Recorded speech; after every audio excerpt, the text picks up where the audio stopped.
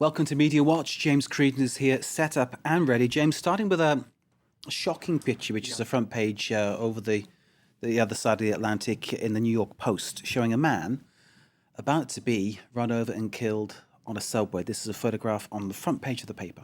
That's right. Let's get a look at it, Mark. We've chosen a blurred out image of the man himself, even though he's not that clear in the original. You don't see his face, but regardless, let's take a look at the front page of the New York Post today. Now, this is a scene from Monday. It happened on Monday. Pushed on the subway track, this man is about to die.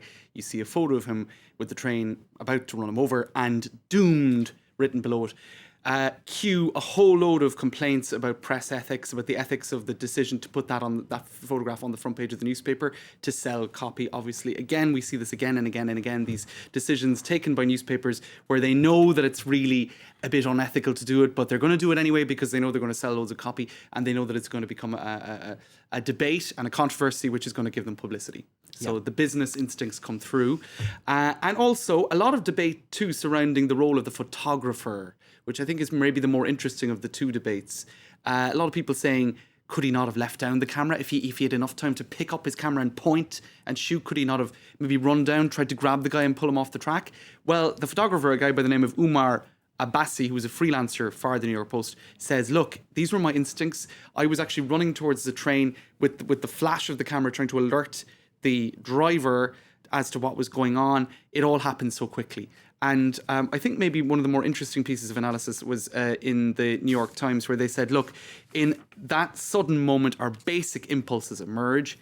Photographers shoot, heroes declare, and most of us cower. And I suppose it's perhaps easier for us to judge from afar. It's the benefit of hindsight, isn't it? Which is the greatest benefit of all, I suppose. It's not the first time, of course, that a photograph of someone about to die has caused great controversy.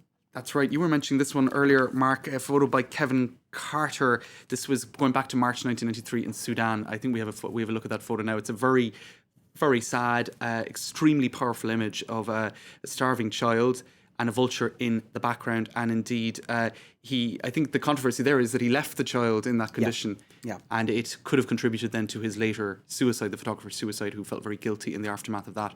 And we have this photo too. This was taken in the 1980s. In 1985, after a volcano erupted, this girl got stuck in the detritus or the mudslide that ensued, and she couldn't be taken out of that situation. And that was a photograph of her actually slowly dying. So, perhaps it's a little bit rich of me to be talking about the ethics of it and then showing these photos. That's always a question too. Even the debate around it has a kind of a voyeuristic aspect to it. But there you go, a big debate today, Mark, about media ethics surrounding photographs such as that. Indeed.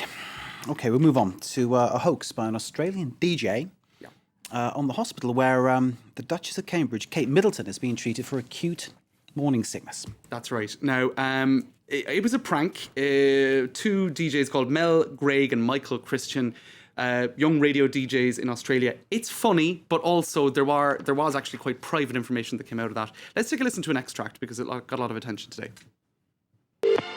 Hello, good morning. King Edward VII Hospital. Oh, hello there. Could I please speak to Kate, please, my granddaughter? Oh, yes, just hold on. Thank you. Are they putting us through? Yes.